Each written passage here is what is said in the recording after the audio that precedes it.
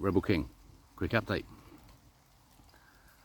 It's really hard to understand how nuclear energy works, really simply, and understanding that this expression of splitting the atom is the same as splitting the photon.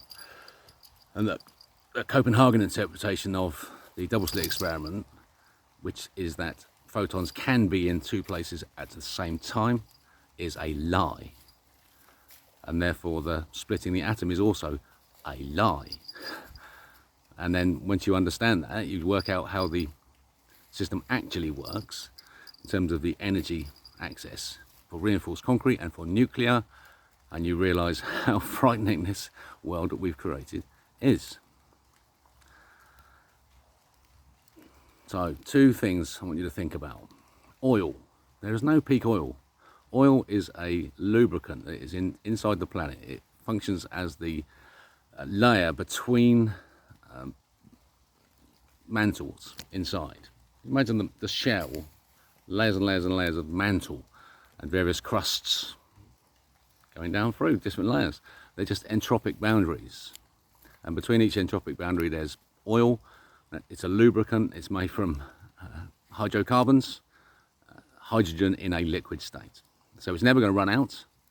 The planet will just keep generating it. It's a product of friction between entropic boundaries.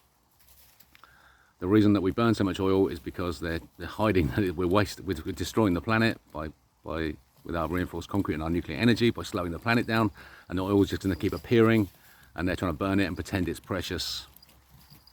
Crazy. So that's one thing I want you to think about. And second, is the buildings.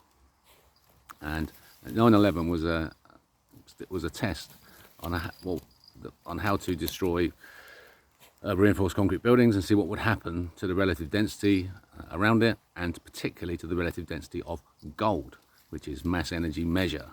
It's the standard. The gold standard is the measure of the Newton.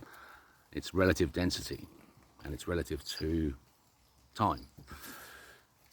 And so because you've got so much frozen time, frozen entropy in the skyscrapers in New York, they destroyed one, imagining it was a fireball attack, which will end reality, which is looking likely. And to test it, would the building fall down? Yes, it does. And then they wanted to let a building burn, so they let building 7 burn from scratch in a very controlled way and see how long it took to fall down. And so in so doing, they could then measure the relative density around them of like this explosion in space-time change, where there's a sudden acceleration because the frozen entropy is released, and there would be a measurable effect. And so I'd like to see those results and make the deaths of those people worthwhile, frankly. Because this is what you're up against. People who design the Holocaust don't care about suffering of proteins. They know it doesn't matter. To them it doesn't. To me it does. And I want those deaths to mean something, and I want them to mean a future for us as a species. Because we have to make some decisions. What planet do you want to live on? The planet of excellence, self-policed wonder, nature, hyper-nature. Our job is to be caretakers, take care of ourselves, take care of each other, take care of everything around us. Breathe, rest, work as necessary. Do our 15 hours. Self-policed, 15 hours of work. Make a choice. Make a choice.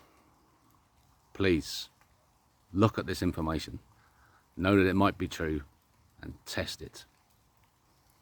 And demand answers. CERN, why did you change the speed of light and the meter standard? Why did you link them together? Where's your evidence that it's definitely fixed to make such a bold step that we allowed them to take? Let's take it away. Love rules, do the work, choose.